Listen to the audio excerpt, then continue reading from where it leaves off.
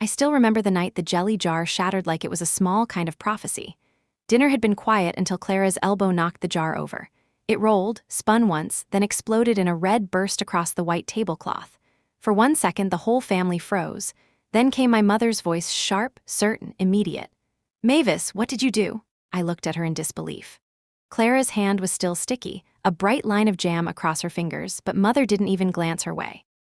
She was already glaring at me as if guilt were something written into my skin. I started, but she cut me off. "Don't argue, just clean it up." Clara's eyes sparkled, satisfied. She slid a piece of bread into her mouth and said in her soft, angelic voice, "It's okay, Mom, she didn't mean it." The way she said it made me sound like a toddler, not her older sister. My father folded his newspaper with a sigh. "Eleanor, just let it go. She's clumsy, not cruel." That wasn't defense, it was dismissal, and I knew it. So I stayed quiet, pressing the paper towel against the mess until my reflection blurred in the spreading red stain. The smell of sugar turned sour in my nose. When I finished cleaning, Clara was already laughing again, spinning her spoon like a toy baton. Mother poured her a fresh glass of milk and smiled. "That's my little star." No one looked at me. Sometimes being invisible doesn't hurt at first. It's like standing behind glass. You can still breathe, still see the light. But slowly, invisibility starts to eat through the skin, and one day you realize you've disappeared even from your own memories. That night, I stayed in the kitchen after everyone had left the table. I was rinsing the last plate when I heard slow footsteps behind me.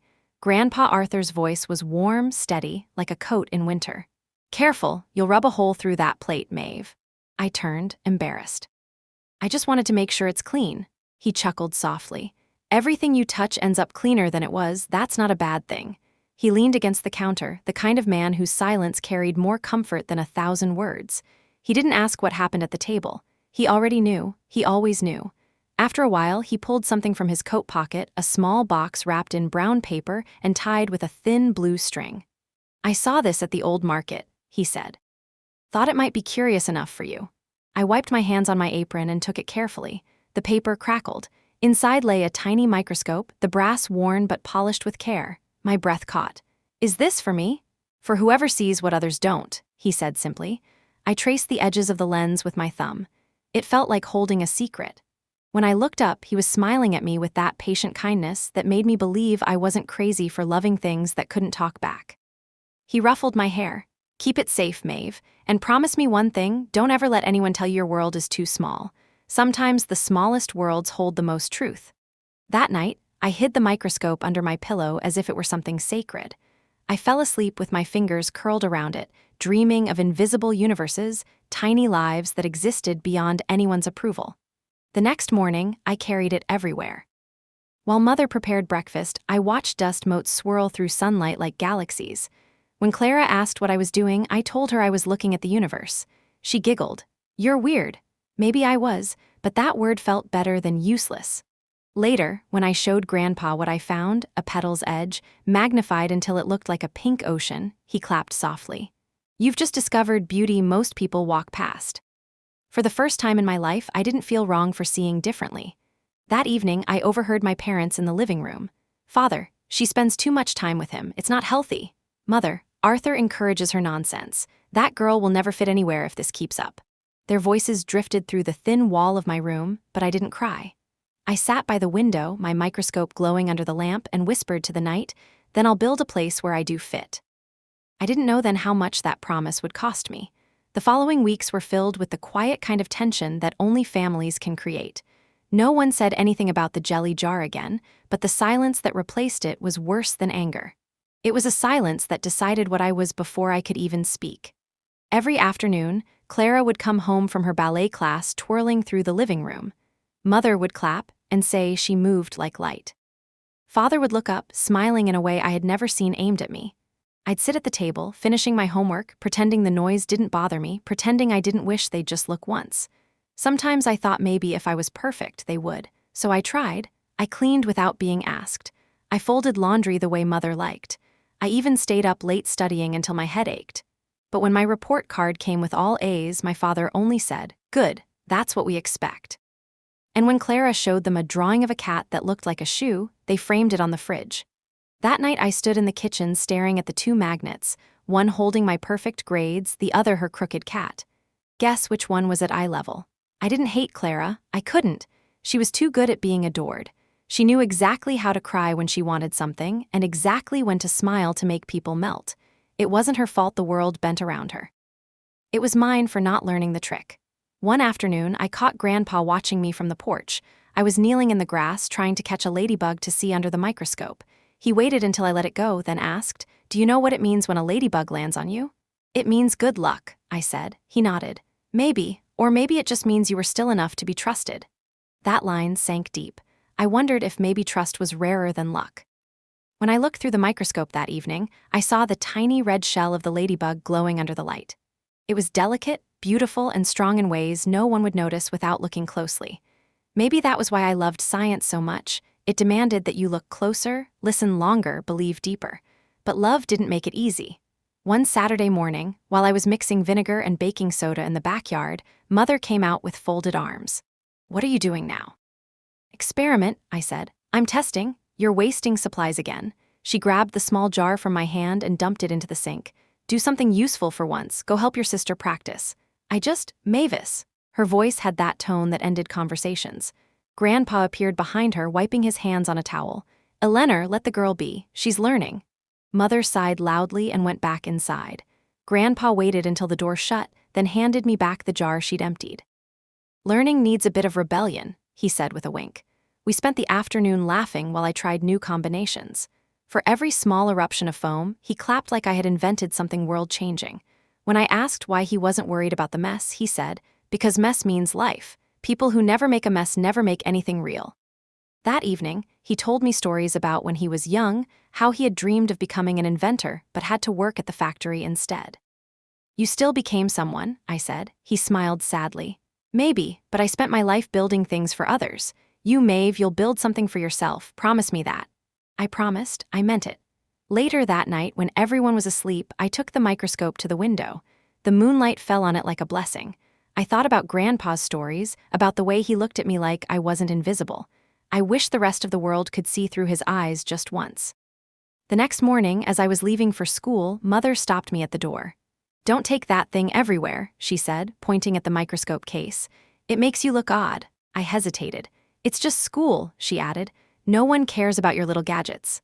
I almost left it behind. Almost. But when I remembered Grandpa's voice, "Don't ever let anyone tell you your world is too small," I took it anyway. That day in class, when sunlight hit the lens, it threw a ring of light across my desk like a halo. My classmates laughed, but I smiled. Because for the first time, I didn't feel like the mistake at the table. I felt like the beginning of something no one else could see yet.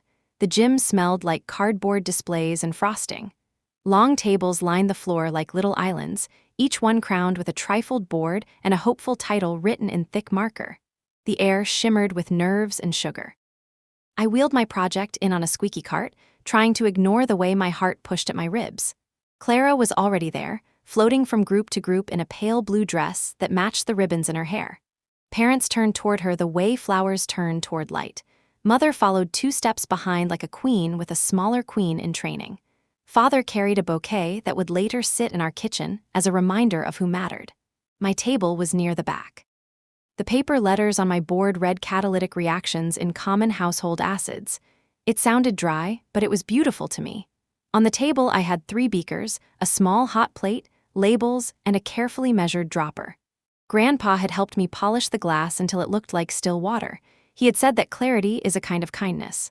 I liked that. He arrived a few minutes later wearing his tweed jacket that smelled faintly of cedar. He tucked a peppermint into my hand and said, "Try not to save the world in one afternoon." I told him I would try to keep my ambitions reasonable. The judges would visit each table in rotation. While we waited, I walked the perimeter to calm my nerves. There were baking soda volcanoes wearing glitter crowns, solar ovens made from pizza boxes, and a spectacular collection of planets hung from a coat hanger. People smiled and nodded. Everyone felt important for a day. I wanted to belong to that feeling. Clara's music rehearsal bled through the wall from the auditorium.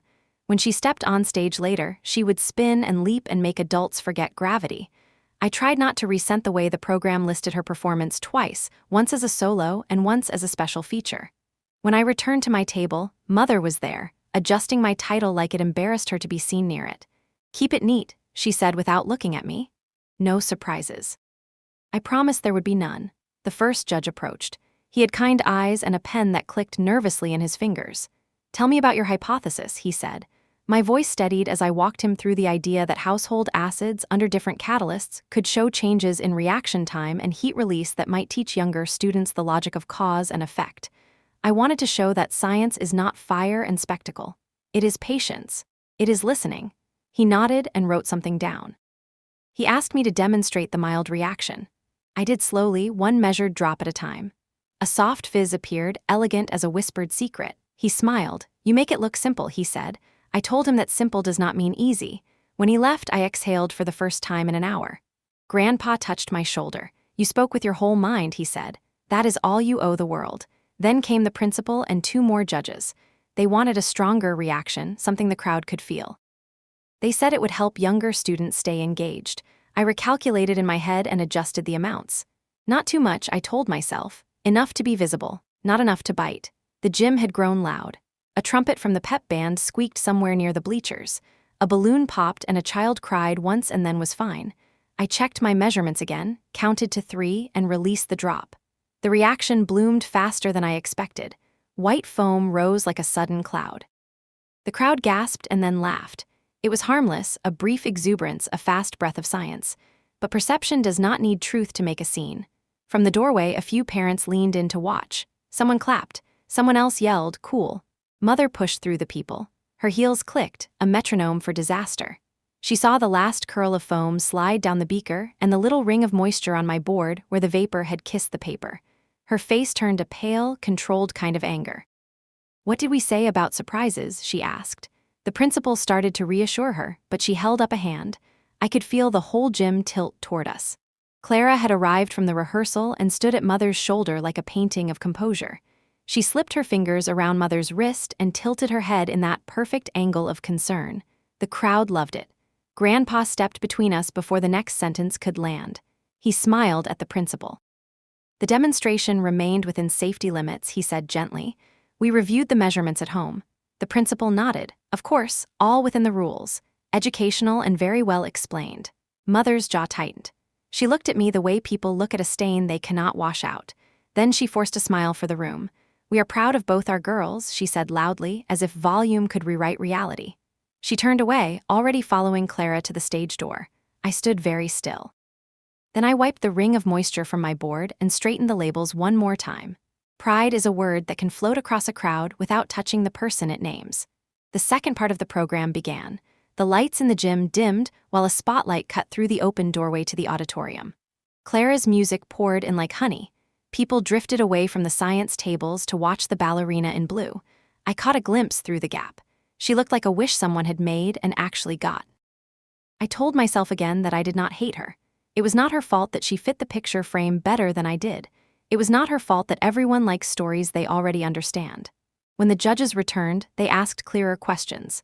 They wanted to know why I chose these catalysts, why I chose these acids, what I would change in a second trial, what real-world application this could have. I spoke slowly and answered carefully. I watched their faces change from polite to interested. That felt like a victory that no audience could steal. As they were leaving, I glanced past them and saw Mother and Father near the doorway. They were not watching Clara now. They were watching me. Their heads were close together, their words a blur. Father's hands moved in a sharp cutting motion.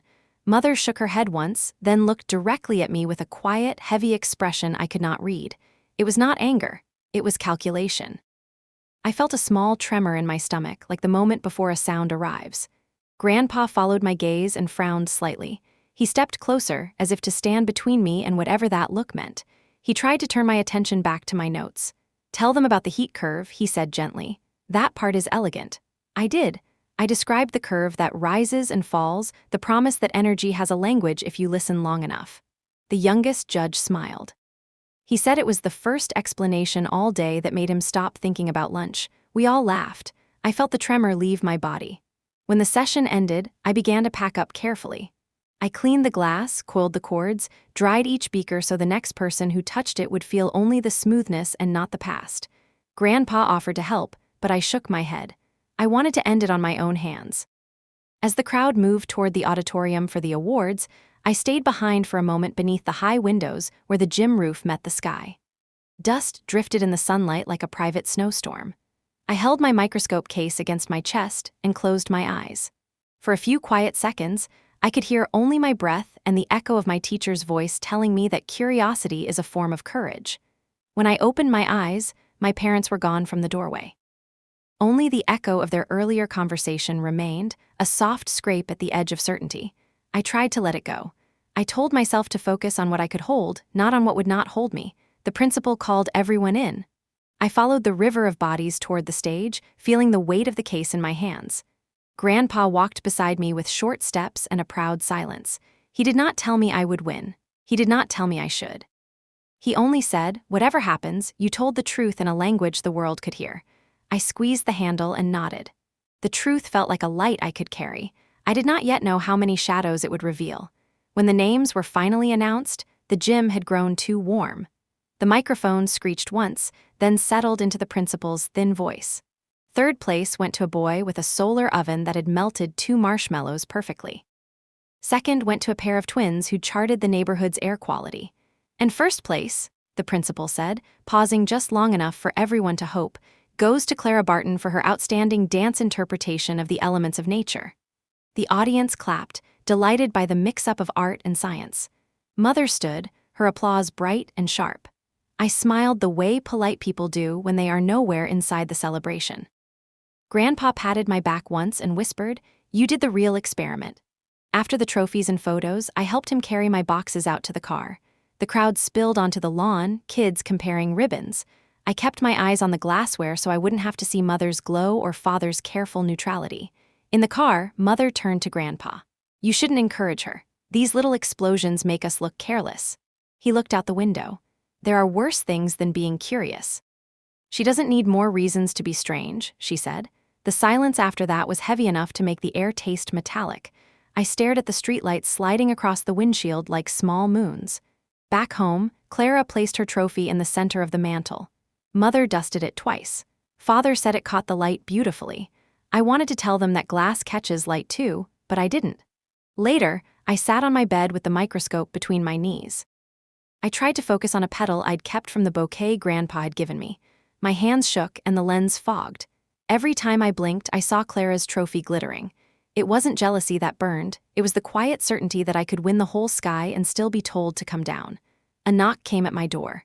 Grandpa entered with a mug of cocoa and no words. He sat beside me, handed me the cup, and waited. Finally, he said, "You know what I saw today?" I shook my head. "I saw someone who will outgrow this house. Not because you hate them, but because you need space they don't have." I laughed bitterly. "Space is everywhere, Grandpa. It's what they leave empty around me." He smiled. "Good, then fill it." He stayed until I stopped shaking. When he left, I noticed he'd placed a folded sheet of paper on my desk. On it, in his neat handwriting, was a quote, "Truth is simply what survives being looked at." The next morning at breakfast, Clara twirled her trophy spoon and said, "Mom, can I be in the regional showcase? Mrs. Turner said I'm ready." Mother beamed. "Of course, darling." Then she glanced at me. "Maybe you can help her with her speech. You write well." I nodded. That was the arrangement. I built the scaffolds for Clara's spotlight. After school, my science teacher called me aside. "The judges admired your clarity," she said. "There's a state program for gifted students. I'd like to recommend you." The hallway buzzed around us, but her words built a small, quiet world where I could finally breathe. "I'll talk to my parents," I said. She smiled. "Good, don't let them say no." I walked home floating. For once, I imagined Mother proud, Father telling neighbors, Clara clapping without envy. At dinner, I waited until Clara finished describing her upcoming rehearsal. "My teacher nominated me for a state science program," I said carefully. "I need a signature." Father set down his fork. "Another experiment?" "It's an opportunity," I said. "Only a few students are chosen." Mother's eyes narrowed. "Your sister has the showcase this month. You'll help her prepare. We can't drive you around chasing nonsense." "It's not nonsense. Enough," she snapped. "Be supportive for once." I looked at Grandpa. He met my eyes but said nothing, his jaw tight. I realized then that sometimes love wears the mask of caution. When the table cleared, I lingered. The form lay beside the salt shaker. I watched Mother fold it in half and slide it into the stack of papers she kept for recycling. That night, I heard the back door creak. Grandma June's slippers whispered down the hall. She came into my room holding the crumpled form. "You thought I wouldn't notice," she said, smiling. "I can't make them sign it." She took a pen from her pocket. "Then I will." I stared. You'll get in trouble, she winked. Let's test a hypothesis. How much trouble can truth cause? She signed, her hands steady. Then she looked at me the way the sky looks at a single star, soft, proud, endless. We'll submit it tomorrow, and if anyone asks, tell them I believe in science. When she left, I sat there whispering the words to myself like an incantation. I believe in science. They didn't sound lonely. They sounded like a key. Outside, the night hummed quietly, and the moonlight lay across my desk like a promise waiting to be broken or kept. The morning after Grandma signed the form, the world felt slightly rearranged, as if someone had turned a picture straight on the wall when no one was looking. I kept the paper in a clear folder inside my backpack and touched it every few minutes to make sure it was still there. It felt like a pulse. Grandpa drove us to school because Grandma said this was a day that needed witnesses. He whistled a tune from a time I never knew and told me stories about the factory siren that once set the morning rhythm of the town. We parked under a maple tree that had not yet decided if it was autumn. Its leaves were a quiet green, waiting for instructions from the air. Inside the office, the secretary glanced at the signature and then at me. Her mouth softened. You must be Mavis, she said, the one who made the elegant foam. I nodded. She stamped the page with a thick thunk that sounded like a door closing on doubt. She handed me a slip with the test date. 3 weeks, early Saturday morning. Bring a pencil and courage. On the way out, Grandma squeezed my hand. There is nothing so official as ink, she said. I laughed because I felt official for the first time in my life. I could almost see a different version of myself walking beside me in the hallway, one who had always belonged here. That afternoon, I built a small schedule and taped it to the inside of my closet. Study sets on weekdays. Practice essays on weekends. A short run every other day because my teacher said the brain likes oxygen. At night, when the house settled and the refrigerator hummed like a distant river, I worked through problem sets with the careful joy of someone building a bridge plank by plank. Mother noticed the new quiet and mistook it for obedience. She relaxed. She made extra tea for Clara and asked me to iron the blue rehearsal skirt. I did, because I had learned that sometimes the fastest path is the soft one. Father watched me from the doorway once and said I seemed calmer. I wanted to tell him that fire can be calm when it is contained. Clara peeked into my room one evening and found me drawing a diagram of reaction rates. She tilted her head. Does that make you happy? She asked. I looked at the line that rose and fell like a small mountain range and felt the strange warmth that comes when the mind finds its shape. Yes, I said. She shrugged and told me about a new routine where she would pretend to be rain. I told her that sounded beautiful. For a moment, we were just 2 girls in a hallway, each trying to learn the weather of ourselves. The day before the test, Grandpa took me to the old flea market where he had found the microscope. He said it was a pilgrimage.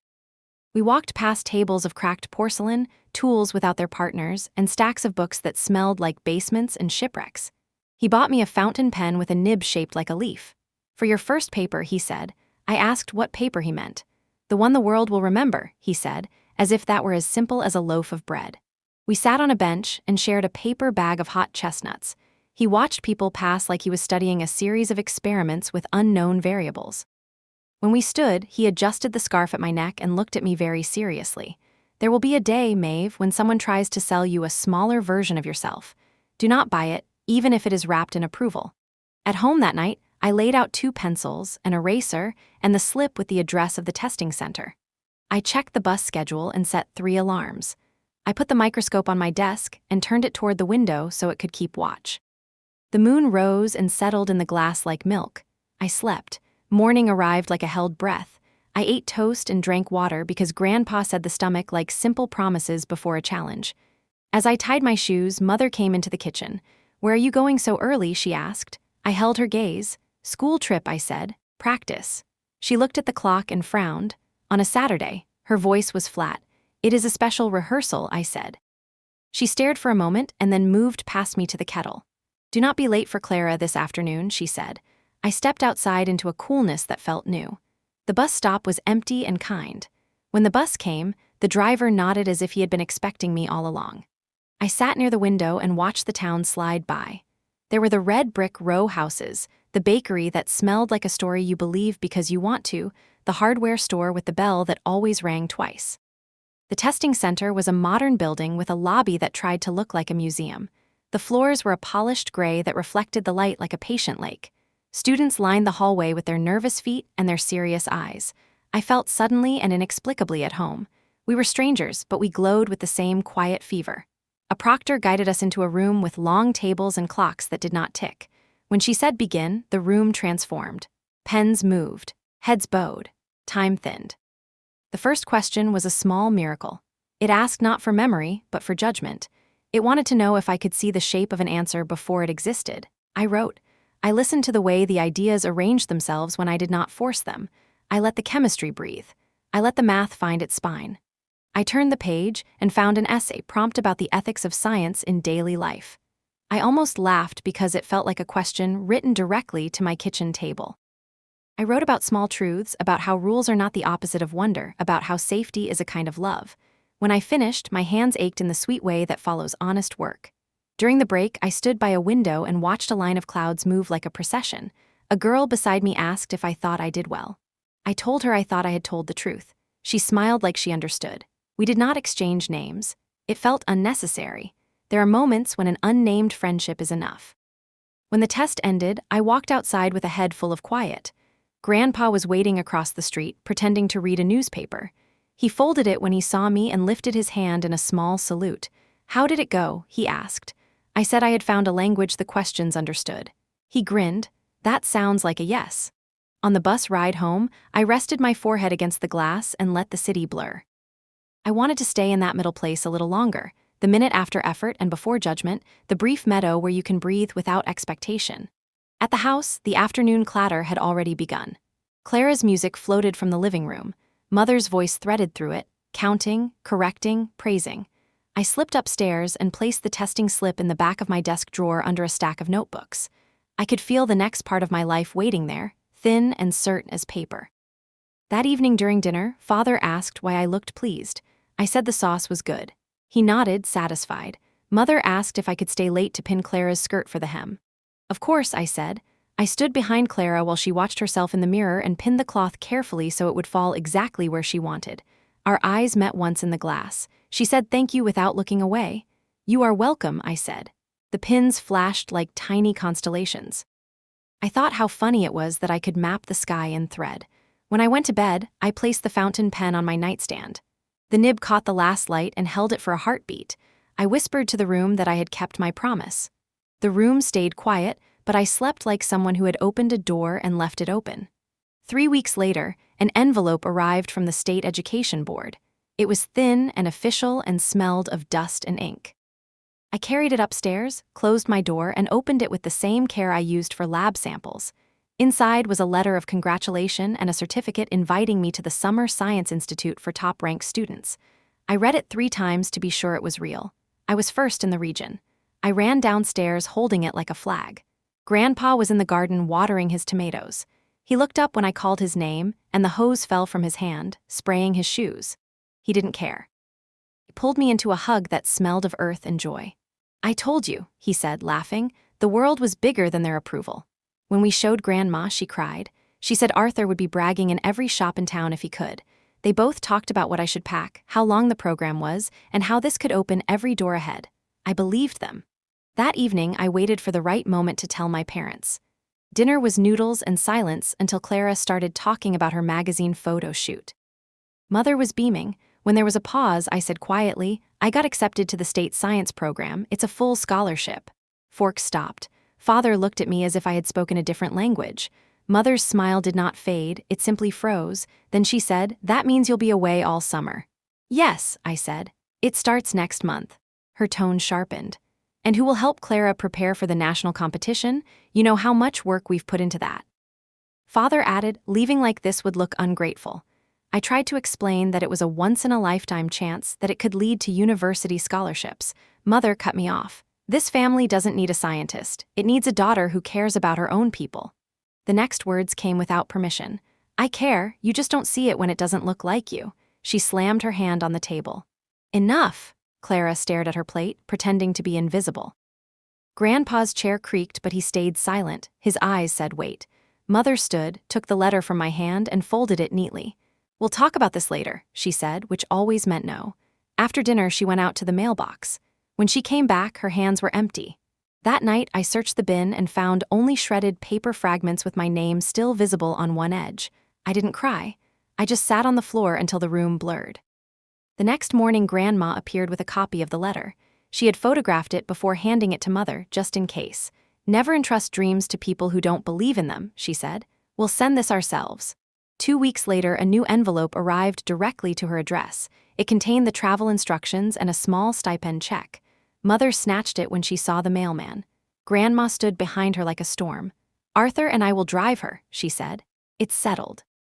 Mother opened her mouth to argue, but Grandma's voice cut through the air like steel. "You can either see this as pride for your child or shame for your ego. Choose." Father pretended to read his newspaper. Clara whispered good luck when no one was listening. The day I left, the sky was clear and indifferent. Grandpa drove, humming. Grandma brought a thermos of tea and a bag of biscuits. No one spoke much until the airport sign appeared. Then Grandma touched my hand and said, "Don't look back. They'll use your guilt to pull you home." I promised I would keep moving forward. Grandpa hugged me and whispered, "Write me letters about what the stars look like through a telescope." I did, for weeks. Every night after class, I wrote to him about light spectrums and the smell of metal in the lab and the feeling of being seen without translation. He wrote back with small drawings of tools and tiny jokes that fit in the margins. Those letters were home enough. When the summer ended, I received a scholarship offer from a STEM high school in another state. I accepted without hesitation. Mother called me ungrateful. Father said family should come first. Grandma signed the papers herself and packed my bag. At the station, she hugged me so tightly I could feel her heartbeat through her coat. "Whatever you build, build it in truth," she said. Then she added softly, "Arthur believed you would change the world. Start with your own." When the train moved, I looked back once. She was still standing there, small and steady, a single figure against the gray platform. The microscope was in my lap, warm from my hands. Through its lens, the window light broke into tiny colors, each one a future I had decided to see for myself. Boston winters taste like iron. The air itself feels sharp enough to cut, and the sidewalks glitter with frost that never quite melts. I had just turned 19 and was halfway through my first semester at the university research lab. For the first time in my life, I could walk into a room and feel that I belonged to the noise. Every day, I slipped on my lab coat, tied my hair back, and stood at the long silver counter surrounded by glass, heat, and possibility. I was the youngest on the team, but curiosity had its own kind of seniority. My mentor, Dr. Patel, liked to say that I worked as if I were trying to earn permission from the universe itself. He didn't know that was exactly what I was doing. In the evenings, when the corridors emptied and the hum of the centrifuge softened into a steady heartbeat, I would call home. Not my parents, Grandma. She always answered on the second ring. We would talk about everything: the projects, the city, the way snow looked when the streetlights hit it. Sometimes she asked me to explain my experiments, though I knew she only caught half of the science. She listened anyway, taking notes in her small blue notebook she called the Old Lady's Science Journal. Grandpa had been sick since autumn, a slow sickness that hid itself in polite lies. Whenever I asked, she said he was resting, eating well, just tired from age. Still, I could feel the tremor under her words. Each call ended with her saying, "He asks about you every day." Then one evening in early December, the call came from Mother instead. I almost didn't answer. Her face appeared on my laptop screen, framed by the golden kitchen light I hadn't seen in years. "Oh, Mavis," she said sweetly, "you look so grown up." Her voice was a performance she had practiced her entire life, smooth, perfect, hollow. "How, Grandpa?" I asked. She smiled too quickly. "Just a little cold. Don't worry, he's fine." Behind her, I saw Clara at the counter arranging flowers. She didn't turn around. "I can take a few days off," I said. "I'll come home." "No need," Mother replied at once. "Clara is taking care of them. You stay focused. This internship could define your future." Her words dripped with approval she had never given before. It felt wrong, too easy. "Still, I'd like to visit." "Mavis, you can't just abandon your responsibilities. Grandpa wouldn't want that." She paused, softening her tone again. "He's proud of you, you know." Something about the way she said it made my skin prickle. It wasn't the kind of pride you earn, it was the kind you're handed so you stop asking questions. When the call ended, I stared at the frozen image of her smile on the screen until it faded into darkness. That night, the lab felt different. The machines seemed louder, the air heavier. I kept seeing Grandpa's hands in my mind, thick, warm, steady, and the thought that they might not be steady anymore twisted something inside me. I told myself I was being paranoid. That's what I always told myself right before being right. 2 days later, I called Grandma. No answer. I tried again. Still nothing. The next morning again. By the third day, my chest had become a drum of dread. When Mother finally picked up, she laughed as if I were being dramatic. "He's resting," she said. "Your grandmother turned her phone off because she needs peace. Stop worrying, you always worry too much." I wanted to believe her. I almost did. But the next night, I dreamt of Grandpa's workshop, the smell of cedar and oil, the hum of a machine that no longer ran. I woke up with my pillow wet. The clock read 3:17 a.m. By morning, I had made a decision. I packed a small bag, took the early train, and didn't tell anyone. The city slid away behind the window, gray and endless. I felt like I was moving not through distance but through truth, 1 mile at a time. When I arrived in my hometown, the air was heavy with rain. I walked straight to my grandparents' house. The curtains were drawn, the garden unkempt. For a moment, I thought maybe they were out, maybe everything was fine. But as I stepped closer, I saw the dust on the porch railing, the way the welcome mat had curled at the edges. I knocked once, no answer, twice, still nothing. Then the door opened. Clara stood there. Her face froze when she saw me. "Mavis," she said, her tone clipped, polite, "what are you doing here?" "I came to see Grandma and Grandpa." She hesitated. "They're not here." "Where are they?" She blinked too fast. "I don't know, I'm busy, you should go." Something about her voice didn't sound like her own. "Clara," I said, stepping forward, "what's going on?" Her hand shot up, pressing the door. "I said they're not here." "Are they at the hospital?" "No." "Then tell me where?" Her knuckles whitened. "You don't belong here anymore." Before I could answer, the door slammed shut. The sound echoed through the empty street like a verdict. I stood there in the rain, staring at the chipped paint on the door, at the flowers wilting on the windowsill. My breath came out in small clouds. My hands were trembling, not from cold but from recognition. It was the same scene as always, me on one side of the glass, them on the other. But this time, it wasn't about favoritism. It was about truth. I pulled out my phone and called Grandma again. No signal.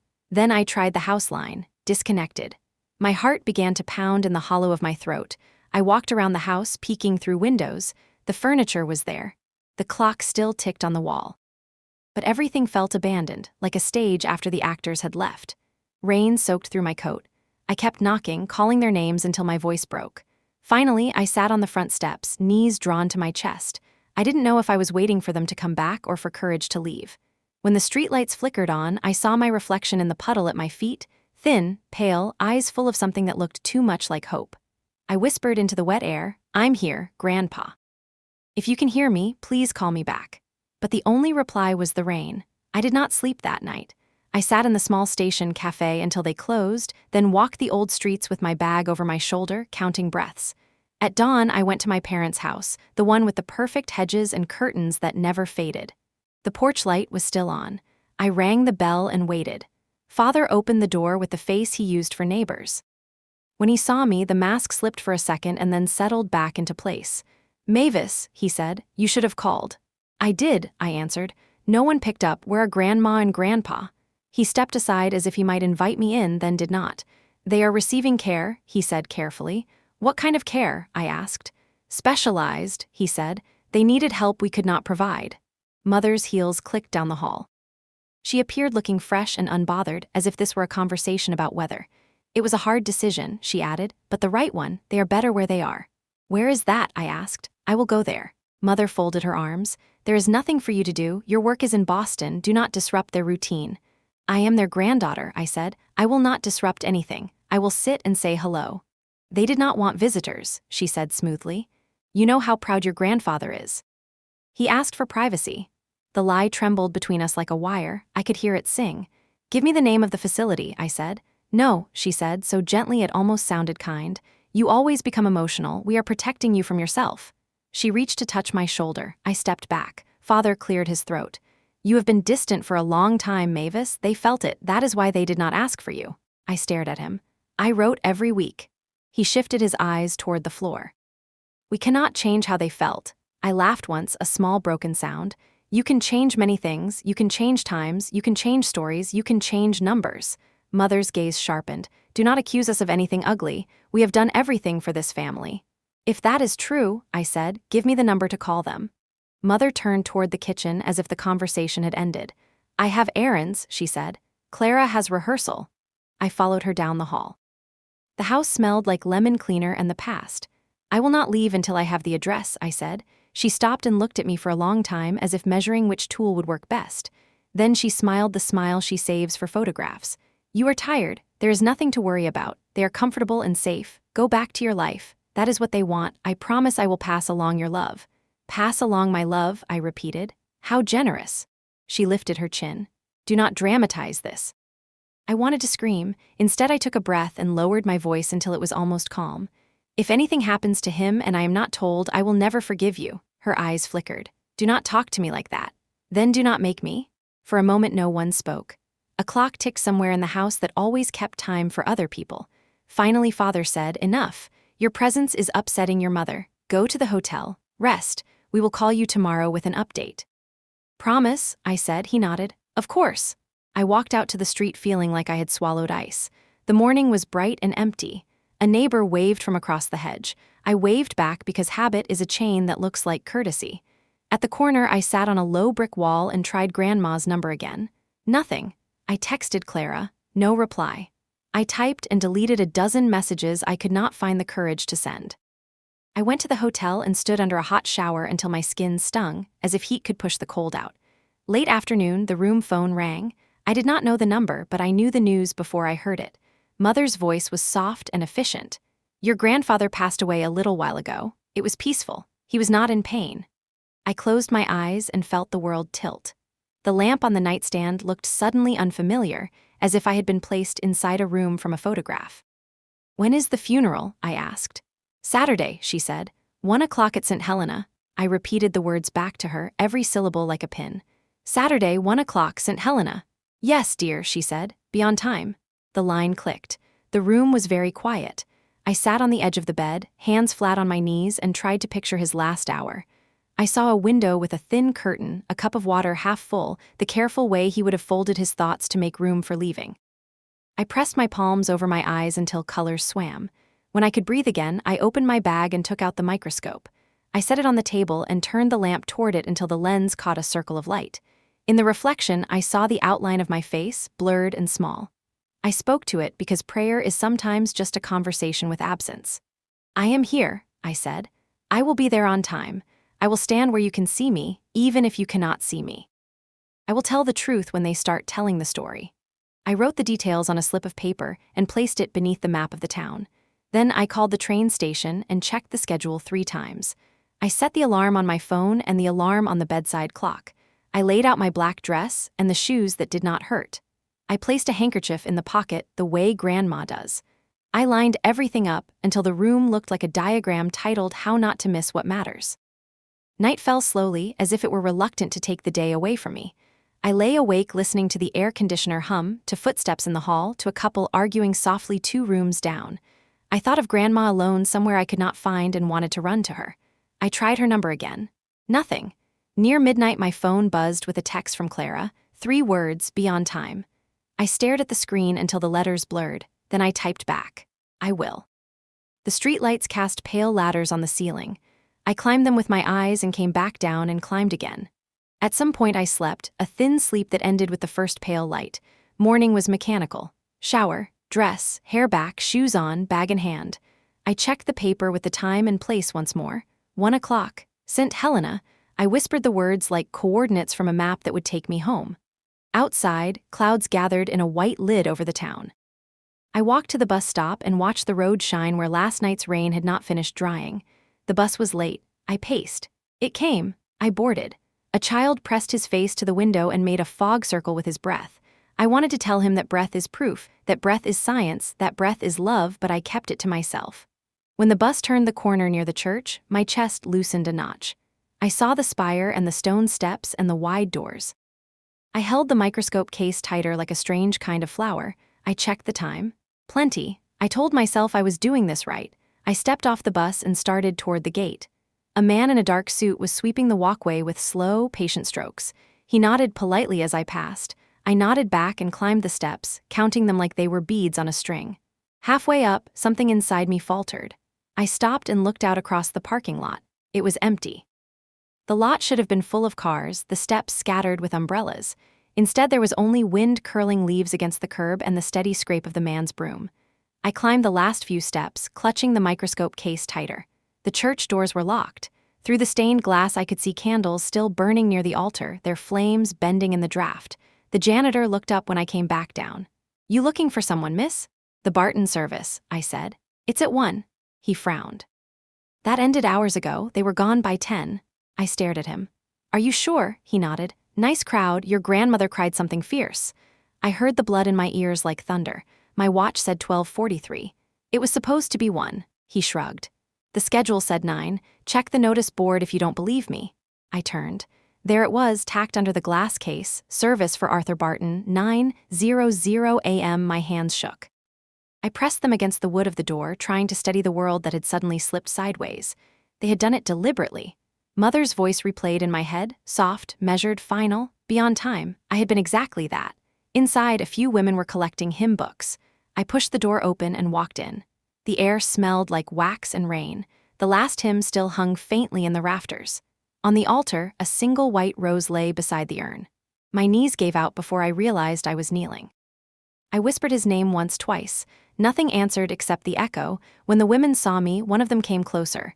"Your family?" "Yes," I said, my voice cracked. "Granddaughter." "Oh, I'm sorry, dear. They said you couldn't come." My throat burned. "They said that?" She nodded. "Your mother said you were overseas." I pressed a hand to my mouth. For a moment I couldn't breathe. She placed a gentle palm on my shoulder. "He was proud of you. He talked about your letters. Said you'd build something the world needed." Tears came without warning. I wiped them with the corner of my sleeve. "Thank you," I whispered. When I left the church, the sky had opened again. Rain poured down in silver sheets. I walked without knowing where, the microscope swinging at my side. My shoes filled with water. I didn't care. Every step hurt in a way that had nothing to do with distance. I ended up at the river that cut through town, the one where Grandpa used to take me fishing when I was small. The water moved heavy and brown beneath the bridge. I sat on the rail and watched it carry away the color of the sky. I opened the case and set the microscope on my knee. Raindrops spotted the lens, distorting the light. Through it, the world became a blur of shifting circles, tiny universes folding into one another. "You were right," I whispered. "I do see things they don't." Behind me, cars hissed past on wet pavement. The world continued as if nothing had changed. When I finally stood, I felt older than the girl who had come home 2 days ago. I walked back to the main road and found a payphone under the awning of an old diner. My fingers were trembling as I dialed the house number. Mother answered. "Hello? It's me," I said. "I went to the church." A pause, then a carefully neutral tone. "Oh, you made it. You lied about the time." "Mavis, don't start. You lied. I thought it would be easier for everyone if, for who?" My voice cracked. "For you. For your perfect narrative?" "Lower your tone," she said. "You're being hysterical." I laughed, a dry sound that didn't feel like mine. "You didn't even let me say goodbye." "He wouldn't have known the difference," she snapped, then softened again. "He was confused at the end. He wouldn't have wanted you upset." The words struck like stones. I could almost see her standing there, perfectly composed, polishing cruelty into reason. "Don't come back here," I said quietly. "Not now, not ever." "Mavis," I hung up. The receiver hit the cradle harder than I meant. Inside the diner, the waitress watched me through the window, pity softening her eyes. I shook my head and walked away. Back at the hotel, I peeled off my wet clothes and wrapped myself in the blanket. I placed the microscope on the nightstand and stared at it until my eyes blurred again. Grief is a strange kind of clarity. It strips away everything you thought was stable until all that's left is what can't be taken, truth and breath. I opened my notebook and began to write. Not a letter this time, a record. I wrote every word Mother had said, every detail of the day, every second of silence that had been engineered. I wrote because memory needed evidence. At some point, the words stopped making sense, but my hand kept moving. When I woke the next morning, the notebook was filled with crooked lines and tear stains. There was a knock at the door. I froze. When I opened it, Grandma stood there. Her coat was soaked, her eyes red but fierce. "He's gone," she said simply. "And they didn't tell you." I nodded. "I know." She pressed her lips together. "He left things for you, a box, a letter. They're with the lawyer. I wanted to come before they could twist it." My throat tightened. "You shouldn't be out in the rain." "I've walked through worse," she said. "Get dressed. We have truth to collect." For the first time in days, the world seemed to tilt toward meaning again. I slipped the microscope into my bag, took her arm, and followed her out into the gray morning. The lawyer's office sat above a bakery, which felt wrong and right at the same time. The air in the stairwell smelled like warm sugar, but the hallway upstairs tasted like paper and old varnish. Grandma's hand was small in mine, yet somehow steadier than the banister. A brass plaque read Raymond and Bell, solicitors. She knocked once and walked in without waiting, the way people do when they have paid for the truth in advance. The receptionist rose, startled, then softened when she saw Grandma's face. "Mrs. Barton, Mr. Raymond is ready for you." The conference room was narrow and full of books that looked like they preferred to be left alone. At the far end sat Mr. Raymond, gray hair, clearer eyes than I expected. A leather briefcase rested on the table like a quiet animal. He stood when we entered, nodded to Grandma, then to me. "Miss Barton, my condolences." Before we could sit, the door opened again. Mother, Father, and Clara filed in as if they were walking onto a stage. Mother chose the seat with the best light and smoothed her skirt. Father kept his hands folded, the posture of a man rehearsing patience. Clara chewed a piece of gum and pretended not to look at me. Grandma did not greet them.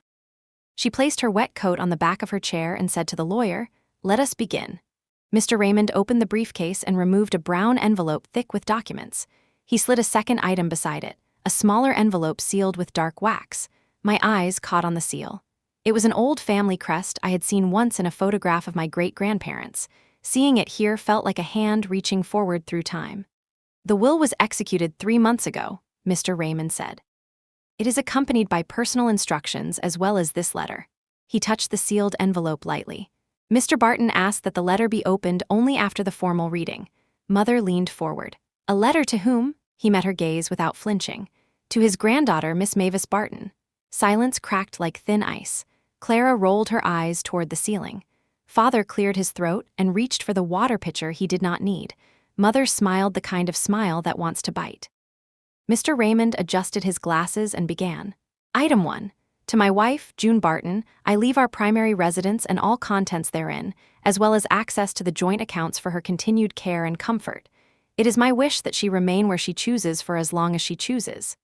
Grandma exhaled once, not relief exactly, more like acceptance. Mother's jaw tightened so slightly I would have missed it if I had not learned to study the world like a specimen. Item 2, he continued.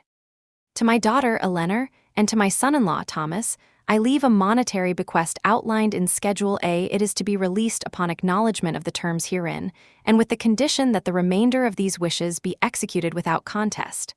Father nodded quickly, as if eager to claim reasonableness. Mother did not move. Item 3. Mr. Raymond paused, looked down at the page, then up at me. To my granddaughter, Mavis Barton, I leave full ownership and usage rights of the property at 12 Brookfield Lane, currently operating as a research facility, including all equipment, permits, and intellectual property in my name associated with said facility. The air changed temperature. I felt it first in my hands, then in my chest. Clara sat up. What research facility? Mother's smile dissolved. That is absurd. He never discussed this with us. Mr. Raymond remained a steady metronome. The property was purchased 6 months ago and outfitted over the subsequent weeks. Permits were filed. I have copies on record. Father found his voice. This must be a misunderstanding. Mavis is a student. She cannot manage a facility. I suspect Mr. Barton believed she could, the lawyer said. His tone was calm enough to be sharp. I swallowed, trying to push air past the stones lodged in my throat. He built a lab, I said softly, more to myself than to the room. He built a lab. Grandma reached under the table and squeezed my hand. He said a place should exist where you never have to ask permission to be yourself. Mother turned on her. You knew. I knew enough, Grandma said, and more than you think. Clara snapped her gum and finally looked directly at me. So she gets a whole building and we get what? A pat on the head. Mr. Raymond did not humor the question. He continued reading, naming small bequests to old friends, notes of gratitude to neighbors, instructions for a bench to be placed by the river with an inscription about patience. With each paragraph, something heavy lifted off my shoulders and landed on the table in front of us. It had weight and letters and my name. At last, he closed the folder. These are the principal items. There are schedules and appendices you may review with me privately. Before that, Mr. Barton requested that this letter be read aloud in this room. Mother started to object. Private letters are not legal instruments.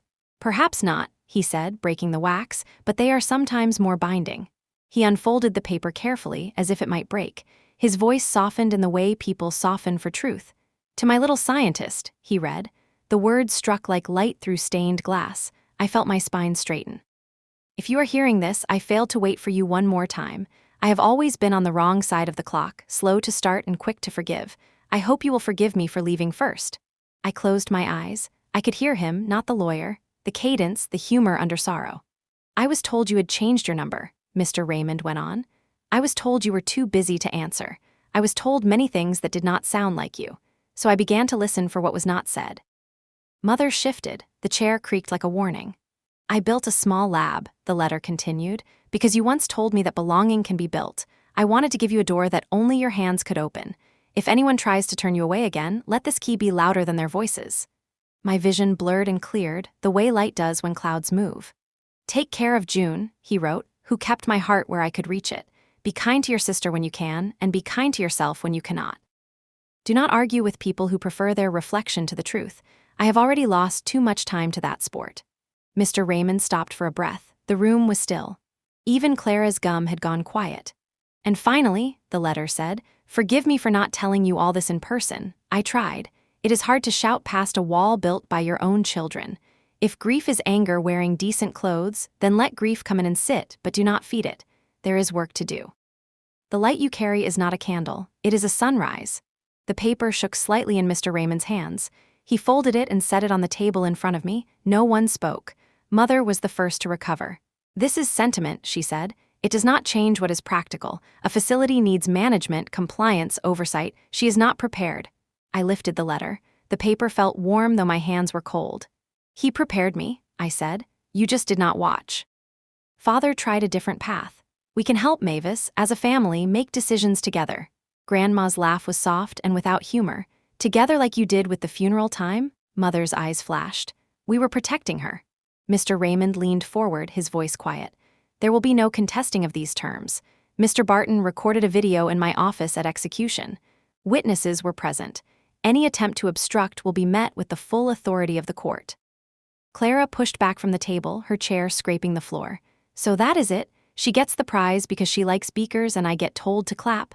I looked at her and saw a girl who had been fed attention until it became hunger. It is not a prize, I said. It is a place to work. She folded her arms. Same difference. Mr. Raymond gathered the documents. There is one more item to deliver, but Mrs. June asked that we pause before that. She wanted everyone to hear the will with a clear head. Grandma stood. Her hands were steady, her voice not loud but absolute. We have heard enough to be clear. She turned to me. Come, Maeve, we will go to Brookfield Lane. Mother rose as well. You will not take one step without discussing this house and accounts. Grandma met her stare without blinking. The house is mine, your father's wish. The accounts are mine, his wish. Your opinions are not items of property. Father lifted his hands in a small plea. Let us be reasonable. I have been reasonable for a long time, Grandma said. Today I will be true. She walked to the door. I gathered the letter and the card with Mr. Raymond's number. When I reached the threshold, I looked back at the table where my family still sat like actors at the end of a play waiting for applause that would not come. Clara said quietly, not looking at anyone, I hope it explodes in your face. I held her gaze. Some explosions clear the air. Then I followed Grandma into the hallway that smelled like new bread and rain, holding the letter as if it could guide us through the rest of the storm. Brookfield Lane was farther than I remembered. The rain had stopped, leaving the streets glazed with a sheen that turned the town into a mirror. Grandma drove, her hands steady on the wheel, the folded letter resting between us like a compass. The lab sat at the end of a narrow road bordered by sycamores. A small sign on the gate read Arthur Barton Research Foundation. The paint was still fresh. Someone had been here recently. Grandma cut the engine. He built all this in secret. We stepped out. The gravel crunched beneath our shoes. Through the windows, I could see shelves of instruments, the gleam of glassware, a row of computers humming in sleep mode. It smelled faintly of ozone and cedar, the same scent as Grandpa's workshop. I found the key in the envelope Mr. Raymond had given me. It slid into the lock easily, like a promise kept. When the door opened, a light flicked on automatically. The interior was bright, clean, precise. On a work table near the center sat a wooden box labeled Mavis. I recognized Grandpa's handwriting immediately, slanted but decisive. Inside were 3 notebooks, a small model of an engine, and a flash drive. On top of everything, a note: knowledge should always have a door. This one opens with your name. I pressed the page to my chest. Grandma brushed her fingers across the benches and smiled through tears. He worked here right up until the end, she said. I thought he was fixing the shed. I plugged the flash drive into one of the computers. The screen lit with a folder of blueprints and formulas, schematics for a clean energy prototype I had once described to him in a letter years ago. He'd built it, or at least he'd begun. The realization hit hard and beautiful. He hadn't just believed in me, he'd acted on that. This was no inheritance. It was a conversation continued. I opened one of the notebooks. Each page was dense with sketches and small comments in his voice. Test voltage again after rain. Maeve will know how to stabilize this. Remember, patience is part of design. Behind us, the door opened. Mother stepped in, her umbrella dripping. Father followed, quieter. Clara lingered near the threshold, uncertain whether she wanted to belong to this moment or not. So this is it, Mother said, scanning the room. The shrine? It's a lab, I said. And it's mine, she gave a soft laugh. You think running a facility is just sentiment. Do you know what permits cost, the taxes, the maintenance? He handled all of that, Grandma said sharply. He left it solvent for 3 years. Father looked weary. Mavis, listen, we can help. You don't have to do this alone. I turned toward him. I have been alone my entire life, I said, and somehow I'm still here. Clara took a step forward. Her eyes were red. You really think he loved you more? I shook my head. He didn't love me more, he just didn't love me conditionally. Mother's composure cracked, a fissure running through her perfect calm. He betrayed his family for you. No, I said. He saved what was left of it. Silence spread through the lab, thick and electric. Rain started again outside, tapping the windows like a metronome for truth. Grandma walked to the door and opened it wide. You may leave, she said quietly. This place doesn't need your noise. They hesitated, but eventually Mother turned, pulling her coat tight. Clara followed, looking back once, not with hatred this time, but confusion. Father paused last. You'll find this world harder than you think, he said. I met his eyes. I already did. When they were gone, Grandma sighed, the kind that empties decades of weight. He would be proud, she said. I think he already is, I whispered. We spent the next few hours exploring every corner of the lab. Drawers filled with labeled parts, shelves with handwritten notes, even a tiny kitchen with 2 mugs still in the sink. It felt alive, paused mid-sentence. Near sunset, I found a sealed envelope tucked under a microscope cover. My name again. Inside was a single line in his handwriting. Light isn't destroyed in ashes. It hides there until someone remembers to look. I read it aloud. Grandma closed her eyes and murmured, "Then look well, child." I turned off the lights, leaving only the golden evening shining through the windows. The instruments glowed faintly, like stars waiting to be named. That night we stayed in the small apartment above the lab. I lay awake listening to the hum of the machines and the rain. The letter and notebooks were spread across the desk. I could almost hear Grandpa's voice whispering through them, "Keep going." I didn't feel alone anymore. I felt accompanied by every unfinished experiment, every dream that had ever been dismissed as too much. In the dark, I made a promise. I would finish his work, not because the world expected it, but because he had built a place where I could finally choose what mattered. And as sleep crept in, I saw again the image of the church steps, the empty parking lot, the janitor sweeping away petals. For the first time, the memory didn't hurt. It glowed faintly, like the ash of something that still held warmth. Morning came with a pale square of light on the apartment ceiling. For a second, I forgot where I was.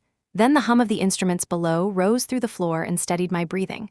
I made tea in the tiny kitchen while Grandma dressed. We did not speak much. Grief had shifted from storm to weather, something to carry rather than fight. Mr. Raymond called just after 8. His voice had the clean edge of paper. "There are addenda to review," he said. "Mrs. June asked me to gather everyone one last time. Noon, my office." "Everyone," I repeated, tasting the word. "I am afraid so." We walked to town together. The streets were damp and shining, and the bakery below the law office was already laying out trays of warm bread. The sweetness made the hallway upstairs feel almost kind. In the conference room, the same chairs waited like memories that had not learned to move on. Mother arrived first, crisp and bright as if nothing could crease her. Father followed, quieter, the color of his certainty faded by a night of thinking. Clara came last, hair unpinned, eyes rimmed with the red of a sleep that does not help. No one greeted anyone. We took our places like pieces placed back on a board that had already decided the game. Mr. Raymond slid a new folder onto the table. Per Mr. Barton's instructions, I recorded a video at the time of signing. "It clarifies intent. We will view it now for the record." He lowered a small screen and pressed play. Grandpa appeared, not frail as I had feared, but neat and stubborn in his tweed jacket, the one that always smelled faintly of cedar. He looked into the camera the way he looked at people, straight through pretense and into the center. "If you are watching this," he began, "then I have gone where everyone goes eventually. I hope the route was kind. I hope June is warm and has tea. I hope my granddaughters are listening." He paused and smiled at something off camera. I felt the ache behind my eyes return, soft and heavy. "I built a lab for Mavis," he said simply, "because she built a world for herself when no one else did, and I wanted to give her a door she did not have to ask to open. This is not a prize. It is a place to work. Work is where she breathes." He folded his hands. "To Eleanor and Thomas, I love you because you are mine. I cannot forgive what I know you did, but I can tell the truth so that forgiveness has something honest to stand on. You told me she changed her number. You told me she was too busy to come. I called that number and heard strangers. I waited at the window until dawn more than once." Mother's lips pressed together. Father's gaze fell to the table. Grandpa's voice did not harden. It merely grew clearer. "You changed not her number but the shape of our days. I cannot stop you from building your own comfort, but I can stop you at my door. June will keep the house. Mavis will keep the lab. If either of you tries to take either from them, know that you are not arguing with a man anymore. You are arguing with the law." He looked to the side again and chuckled. "And with June, which I assure you is worse." Even Mr. Raymond smiled. The room felt human again for a breath. Grandpa leaned forward, closer to the lens. "Clara," he said gently, "you were made of light. Do not learn to eat it. Love is not applause and attention is not food. Your sister is not your shadow unless you insist on standing in front of her son." Clara's chin trembled. She looked at her lap. "And Mavis," he finished, "do not waste your new rooms trying to explain why you deserve them. Build, fail, clean up the mess, build again. Patience is a kind of bravery. Start today." The video ended. The black screen reflected all of us, a single warped family portrait. Silence lasted exactly 3 seconds. Mother spoke first. "He was manipulated," she said quietly, as if reason could dress hatred in a better coat. "He was old. June influenced him." Grandma's voice was low and even. "Your father was never easy to move. He did his lifting alone." Mr. Raymond cleared his throat and opened the folder. Addendum 1 concerns the house and access.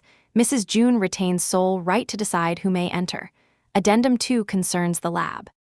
Miss Barton retains full control of operations. No member of the family may use the facility without her consent. "Ridiculous," Mother said. "We are family." "Rights," Mr. Raymond replied, "are not sentimental." Father leaned back and tried tolerance again. "This is all unnecessary posturing. We can do better if we cooperate." "Cooperation begins where honesty begins," Grandma said. "You moved the funeral. You forged a number. You taught my granddaughter what betrayal sounds like spoken softly." Clara finally looked up. "I only wanted us to stay together," she said, and for the first time she sounded like a child rather than a polished performance. "Mom said if we kept things quiet it would be easier. I did what I was told." Mother turned. "Do not put this on me." Clara's face flushed.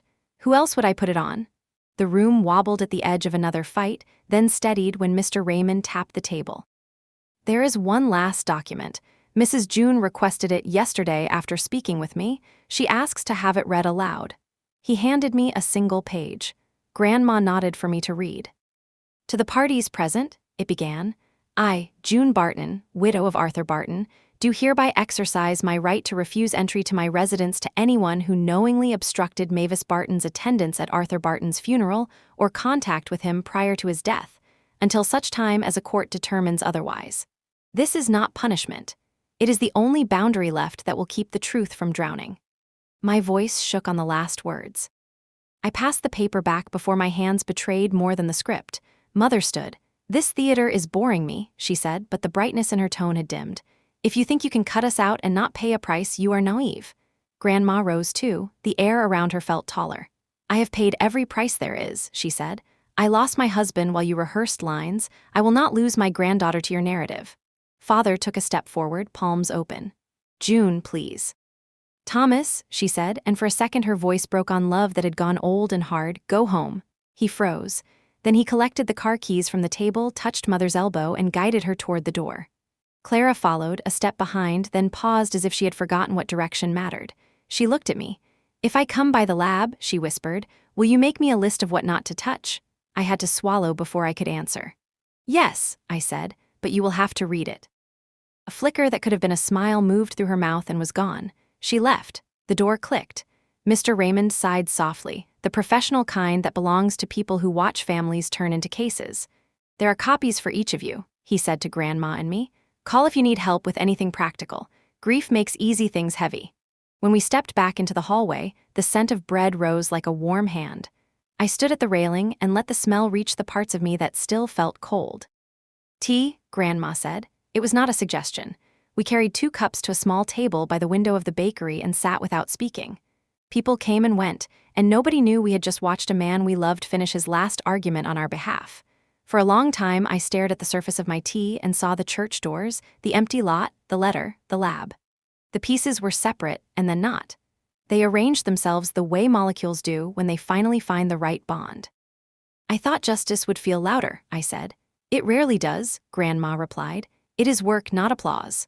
Outside, the sky brightened. Somewhere a child laughed at nothing important. I felt the future lean forward like someone who wants to hear you better. "We go back to the lab," I said. She nodded. "We turn the lights on."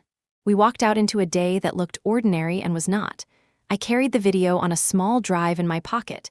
I carried the letter in my bag. I carried a version of myself that had finally run out of room to apologize for taking up space. At the gate of Brookfield Lane, I unlocked the door and held it for Grandma. She brushed my shoulder with her hand the way she used to when I was small and scared of new rooms. "Begin," she said. I took a breath that reached the bottom of my lungs and stepped across the threshold. By evening, the lab was breathing again.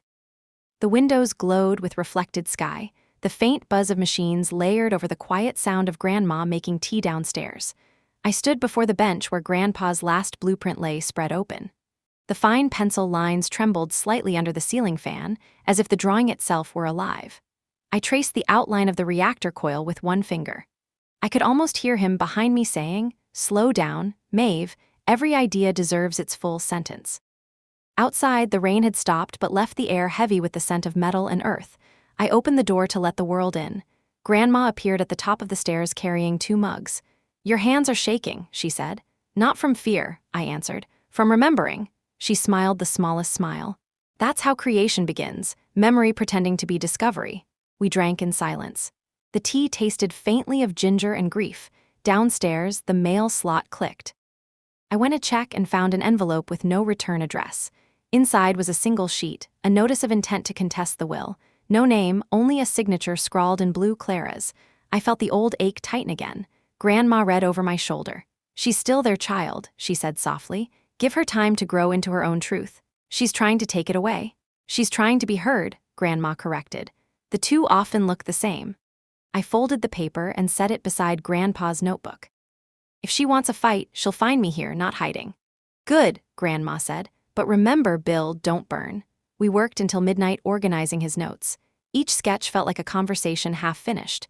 By the time we stopped, the room was full of small electric hums and the faint smell of solder. When Grandma went to bed, I stayed, turning on the camera at the corner of the desk. I recorded my first entry. Day 1. I'm continuing Arthur Barton's clean energy design. No investors, no audience, just light and patience. I hesitated, then added, "To anyone watching this later, if you inherit something, let it change you, not shrink you." I saved the file as Light001 and closed the laptop. The following morning, the contest notice was withdrawn. Mr. Raymond called to tell us Clara had sent a new letter instead. "She came by early," he said. "Left this for you." I unfolded it at the breakfast table. I shouldn't have signed that paper. I just wanted to matter to someone who doesn't anymore. I remember how Grandpa used to call us both his experiment, one of heart, one of mind. Maybe he was right. Maybe both are needed. Keep the lab safe. I'll come see it when I'm brave enough. There was a coffee stain at the bottom, shaped almost like a tear. Grandma touched my shoulder. "There, you see, even shadows can write apologies." I smiled through the sting in my eyes. "Then we'll keep the lights on for her." That afternoon, I unlocked the storage room behind the main lab. Rows of sealed boxes waited there, each labeled with dates. In the far corner sat a covered machine as tall as I was. When I pulled the sheet away, sunlight poured through the skylight and hit the metal casing. A small brass plate read, "Prototype I Helios Core." Inside the casing, the crystal array shimmered faintly, alive with residual energy. Grandpa had built more than a dream, he had built the beginning of an answer. I spent the rest of the day calibrating sensors and logging data, careful, methodical, exactly as he had taught me. When the first reading appeared on the monitor, a stable pulse of blue light, I laughed out loud. Grandma came running. What did you break? Nothing, I said, half crying. I think I fixed something. She stared at the glow, her face reflecting the soft azure shimmer. Arthur always said light was stubborn, she murmured. Looks like he was right again. We stood there together until the light dimmed back to stillness. That night before sleep, I wrote in the notebook he had left blank for me. I used to think ashes meant endings. Now I see their proof something once burned bright enough to matter. Outside, the wind carried the scent of rain and the faint toll of a church bell counting the hour. Each note felt less like mourning and more like time keeping rhythm for what comes next. I closed the notebook and whispered into the dark, "Tomorrow, I'll finish the sequence." And somewhere in the silence, I could almost hear him answer, "Then the light beneath the ashes will finally rise." The next morning began with silence so complete, it felt earned. The kind of quiet that only comes after too much noise has finally run out of excuses. Light spilled through the tall windows of the lab in wide, forgiving bands. Dust particles danced inside it like tiny galaxies finding their rhythm again. I stood before the Helios core, the machine Grandpa had nearly completed, and breathed in the faint metallic scent of potential. Grandma was already awake, sitting by the window with her tea, wrapped in a shawl that looked like morning mist. She had a way of sitting still that made the air around her behave. "Did you sleep?" she asked. "Enough," I said. "I dreamt of him again." Her eyes softened. "Still building?" "Yes, but this time he didn't say a word. He just handed me a light and walked away." She smiled faintly. "Then it's time to carry it yourself." I turned back to the core. The circuitry gleamed faintly beneath its glass casing. On the far wall hung Grandpa's last hand-drawn diagram, the same one from the notebook, pinned now under the soft hum of the ventilation. I spent the next few hours tracing wires, aligning modules, adjusting lenses, my mind quiet but alive. Every sound, the click of a switch, the scratch of a pencil, felt like a heartbeat. Grandma worked beside me, sorting documents into boxes marked archive and to continue. Every so often, she hummed an old tune under her breath, the one Grandpa used to whistle when sanding wood. By noon, the system was ready for calibration. I checked each sequence twice, hands steady, pulse quick. The machine's internal sensors flickered with cautious blue light, like eyes waking from a long dream. Grandma set her tea aside. "Are you sure it's safe?" I smiled. "He built it for energy, not destruction."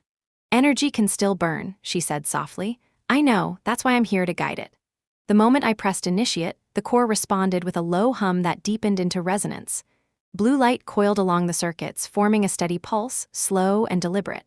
I adjusted the regulator, watching as the light intensified into a clean, white flame suspended in glass. The air warmed. My hair lifted from the static charge. Every nerve in my body vibrated with the strange recognition that this was what he had meant by sunrise. Grandma shielded her eyes. "It's beautiful," she whispered. I laughed, my voice trembling. "It's alive." For a long moment, the world stood still. The hum filled every corner of the lab, a steady rhythm of completion. Then, as if aware of our awe, the core softened its glow, settling into a quiet luminescence that lit the room like perpetual dawn. Grandma placed her hand on my shoulder. "He's at peace now," she said. "So am I." We stood there, letting the light spill over us until the hum became part of the air, the walls, our breath. Then the phone rang. I turned it over in my hand, surprised. The screen displayed Clara. I hesitated before answering. "Hey." Her voice was soft, fragile in a way I had never heard. "I saw the article," she said. "They're calling it the Barton Light Project. The papers say you finished it." "Almost finished," I corrected gently. "It's stable now." Clean, self-contained, Grandpa's design worked. A long pause, then, "I didn't know what he was doing. I thought you took him away from us." "I didn't," I said. "He was trying to bring us back." Her voice cracked. "I want to see it, if you'll let me." I looked at Grandma. She nodded once. "Come by tomorrow," I said. The light's still burning. When I hung up, Grandma chuckled softly. "He'd like that. He always believed she'd find her way." "She will," Grandma said. "Some things just need warmth to grow." We spent the rest of the day cleaning the lab, clearing dust, opening the windows. Sunlight poured in, blending with the steady pulse of the Helios core until the line between natural and created light disappeared. That evening, we sat by the window overlooking Brookfield Lane. The sky was gold and pink, the kind of color that refuses to last but insists on being remembered. "Do you think he knew how big this could be?" I asked. Grandma smiled without looking away from the sky. "He didn't care how big, he cared that it was right." I thought of all the things that had broken, the silence, the trust, the family, and how somehow, within the cracks, something new had begun to grow. Later, I opened the notebook again and wrote, Day 7, the core reached stability. Clara is coming. Maybe the world is too. The ashes aren't the end. They're the soil. When I closed the book, Grandma was already asleep on the couch. Her breathing was soft, steady, familiar. The Helios light reflected in her silver hair. Outside, the first fireflies of the season drifted up from the grass, their small pulses echoing the glow inside the lab. I watched them until the stars began to appear, one, then two, then so many it felt like the world was exhaling again. Clara arrived just after 10, alone and on foot, holding a paper bag from the bakery like a passport. She stopped at the gate and stood there as if crossing the threshold required a kind of translation. I waved from the doorway. She came forward slowly, eyes roaming over the windows and the small plaque with our grandfather's name. Inside, the lab glowed with the quiet morning light and the softer pulse from the core. Grandma met her with a neutral smile and a cup of tea. Clara took it with both hands. For a long moment, we said nothing. Machines hummed. A fly traced an invisible circle near the skylight and found its way out. I brought lemon buns, Clara said at last. They were his favorite. They were, Grandma answered gently. Thank you. Clara's gaze lifted to the Helios casing. That is it, she whispered. The thing everyone is talking about. It is not a thing, I said. It is a promise that kept working when no one believed it would. She nodded once. May I see it closer? I handed her a short printed sheet. Rules. What not to touch? She scanned the list and smiled without mockery. I will behave. We walked to the console. I explained each dial and readout, the way the light traveled through the crystal array, how the regulators kept temperature and charge in a narrow window that felt like a held breath. She listened with the same attention she used for choreographers, her focus soft but exact. Will it power houses one day? She asked. If we are careful, I said. If we do not run faster than the truth. She looked down at her hands. I used to think the world was made for the loudest person in the room. It is made by the person who keeps working when the room goes quiet, Grandma said from the doorway. Clara set the paper bag on the bench. I am sorry, she said without looking up. For the message I signed, for the funeral, for believing lies that were convenient. My throat tightened. I wanted the perfect sentence and could not find it, so I told the simplest truth. I missed you. She looked up quickly, like someone who had heard her name in a crowd. I missed you too, even when I was busy pretending not to. We ate the lemon buns at the small table by the window. Crumbs dotted the blueprint of the tablecloth Grandpa had liked, and for a minute the room felt like a Sunday from years ago. When we finished, Clara wiped the table with the care of someone practicing reverence. Can I ask you something? She said. When you look at the light, do you feel angry or grateful? Both, I answered. Angry that it took so long, grateful that it exists at all. She nodded. I feel that about you. We laughed and the sound settled the air. I gave Clara a tour of the archive room and the small apartment upstairs. She paused at the bookshelf where our old school pictures leaned against the spines of technical manuals. She picked up a frame with both of us on a playground slide. We were sunburned and smiling. A blade of grass had stuck to my forehead. She touched the glass. Maybe we can try again, she said. Maybe we already are. When we returned to the main lab, a car door slammed outside. Footsteps on gravel. Voices we knew. Mother and father entered without knocking.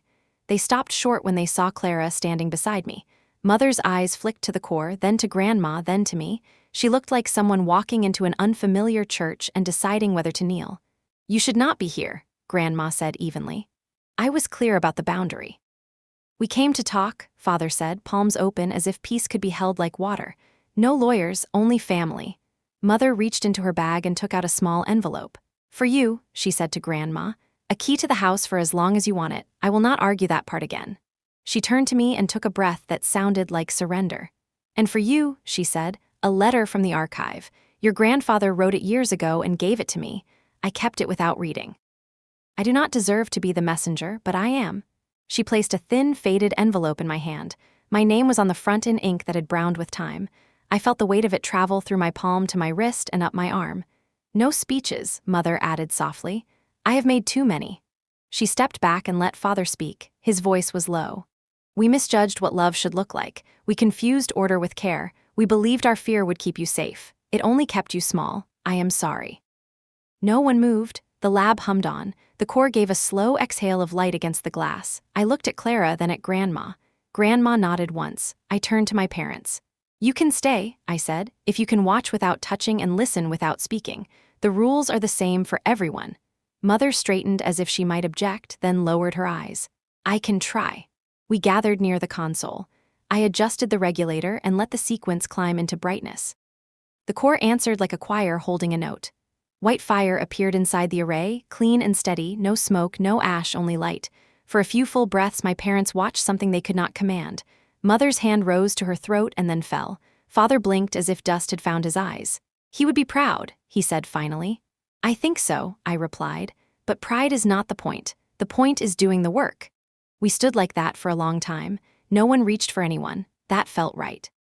Sometimes the first mercy is space. When the sequence ended, I opened the old envelope. The paper inside was thin and brittle, but the handwriting was sure. Dear Maeve, if you are holding this, it means the future has already forgiven the present. You will have to decide every day whether to choose the small version of yourself that pleases the room or the larger version that pleases the work. Choose the work. The people who can love you will find their way to the room that choice builds. The others will knock and say you have changed. Smile and say yes. Your old fellow student, Arthur. I read it aloud. No one spoke.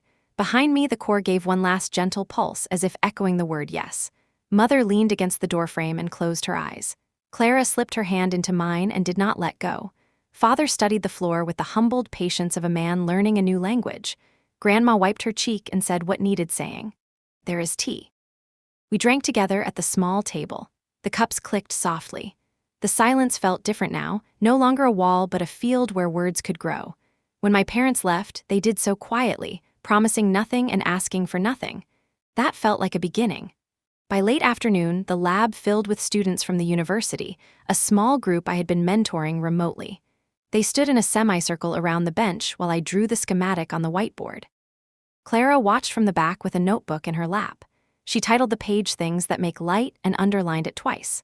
I spoke about duty cycles and safety margins, about patience as a method and humility as a calibration tool. I showed them the old microscope and told them that curiosity is a form of respect. I told them they did not need to be loud to be real. One of the youngest raised her hand. Why did you build this here and not at a famous institute? I looked at the windows, at the trees beyond, at the picture of two little girls on a slide, at the letter now pinned to the board. Because this is the only place in the world where I never have to ask permission to be myself, I said. And because the future we want will be built in rooms like this, rooms that learn how to turn grief into instructions. Evening laid a soft gold across the floor. The students left one by one, voices low, faces bright. Clara lingered, then hugged Grandma and promised to come back with questions. When she reached the door, she looked at me and said, "Leave the light on." I told her it never turns off now. After we locked up, I carried the microscope to the window. The last light of day rested in its lens. I imagined Grandpa walking through the door the way he always did, with a peppermint in his pocket and a new tool in his hand, and I felt sadness and joy braid into something strong. I wrote the final entry of the day. Day 14, the core holds. The family is learning the new language. The town is curious. The work waits and I am ready. Light stays. I closed the notebook and set it beside the letter. The lab was quiet, not empty. When I turned out the overheads, the core's glow washed the walls with a soft dawn that did not end. I stood in it a moment longer, breathing, listening, choosing. When I stepped into the night, fireflies rose from the grass in small constellations. The sky above the lane was clear and generous. I thought of every door that had closed and every one we had opened anyway. I thought of ashes that remembered they were once bright. I locked the gate and felt the key warm in my palm. Behind me, the light held steady. Ahead, the road was dark and full of directions. I walked home slowly, the way people walk when they are no longer leaving anything behind.